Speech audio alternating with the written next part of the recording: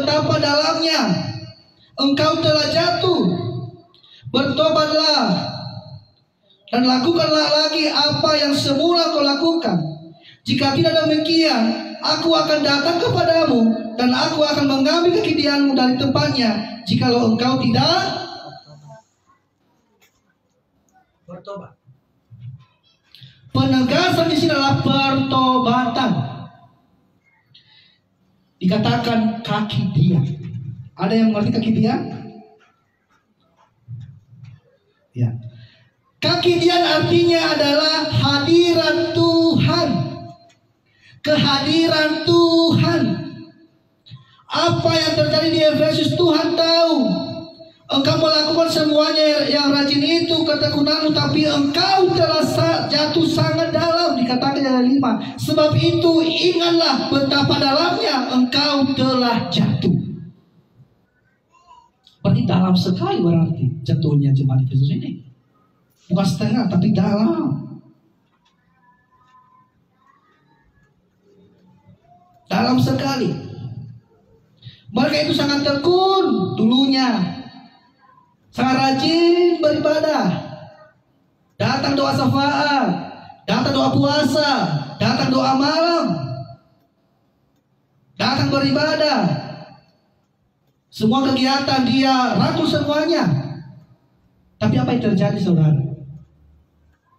Apa yang terjadi? Mereka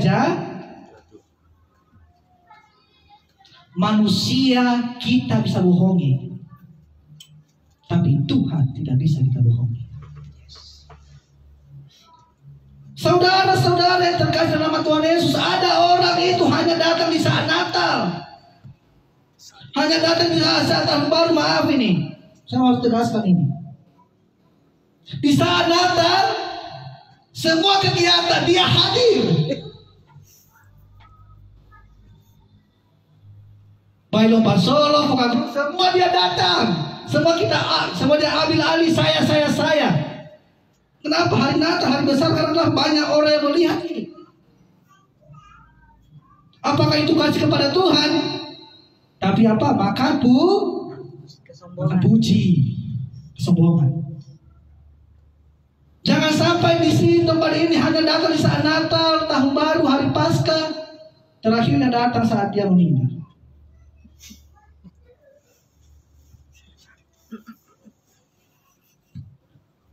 Begitu. Bukan di sini, di jemaat di Nias juga begitu. Datang hari saat Natal. Kenapa datang di saat Natal, Pak? Karena kenapa ada makanan, ada kue, ada makan gratis. Kenapa? Karena ada hadiah. Hadiah apa? Ketika saya mengikuti lomba ini, saya dapat hadiah. Emang selama itu tidak dapat hadiah? Tidak. Karena suami saya tidak memberikan uang kepada saya. Begitu. Jangan hanya datang saat Natal, saat tahun baru, saudara. Itu bukan kasih kepada Tuhan. Banyak betul kawan luar biasa, tapi di hadapan Tuhan begitu jijik. Itu luar biasa ini orang ini. Tapi ketika dilihat, apakah dia aktif di gereja? Tidak. Saya mau bilang bahwa tuh manusia kita bisa bohongi, saudara. Tapi Tuhan tidak bisa kita bohongi. Kenapa manusia melihat apa di depan mereka, tapi Tuhan melihat apa? Hati. Tuhan melihat hati, saudara.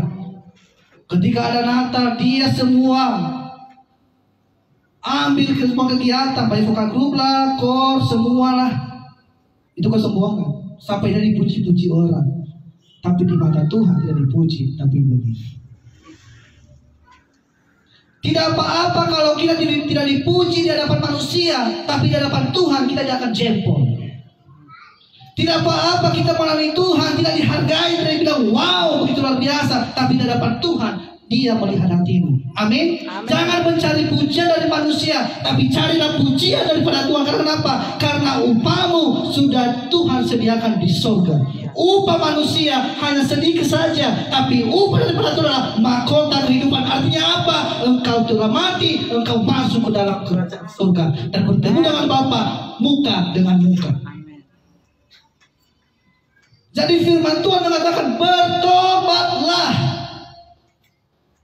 Saudara, kita masuk di tahun 2024 ini. Kalau saya mau tanya, apa sebenarnya yang kita ubah dalam hidup kita? Mungkin ada yang mengatakan, iya Bapak Pendeta, 2023 saya kurus, 2024 saya gemuk. Itu bukan perubahan. Iya Bapak Pendeta, 2023 saya banyak selingkuh, tapi dari 2024 saya sudah bertobat. Itu bukan perubahan. Ini juga perubahan sih. Betul, perubahan itu. Apa sebenarnya kita ubah di tahun 2024? Mungkin di tahun 2023 kita pakai baju pecu. Baju pecu ya? Iya. Jadi di 2024 kita tahu baju pecu lah. Mungkin di 2023 kita sakit hati, iri hati, suka rakus. Biarlah di tahun 2024 ini kita harus ubah. Saya mau tanya, apa sih yang beda 2023 sama 2024? Apa yang beda? Tahunnya. Salah. Angkanya saja. 2024. Nah, jadi di tahun 2024 ini, buat keputusan saya mau diubahkan oleh Tuhan Yesus Kristus. Amin. Saudara semua katakan bahwa suami tidak bisa mengubah istri, dan istri tidak bisa mengubah suami. Orang tua tidak bisa mengubah anak-anak, tidak bisa. Meskipun bisa mengubah, tapi itu kepada kebinasaan. Saya percaya itu. Tetapi bisa kita ubah suami kita, bisa kita ubah istri kita, bisa kita ubah anak-anak kita, asalkan dasarnya adalah firman Tuhan. Amin. Bawa anak-anak ke Tuhan. Baca firman Tuhan. Amin. Nah, janganlah mengatakan istri saya bisa mengubah saya. Waduh. Saya katakan bahwa Tuhan Yesus lebih besar dari istrimu. Tuhan Yesus lebih besar juga dari suami kita. Lebih besar. Tidak bisa kita ubah manusia. Memanusiakan manusia bisa, tapi kita sebagai orang percaya harus dasarnya adalah firman Tuhan. Gereja tidak bisa mengubahkan jemaat, tidak bisa kalau tidak didasari dengan firman Tuhan.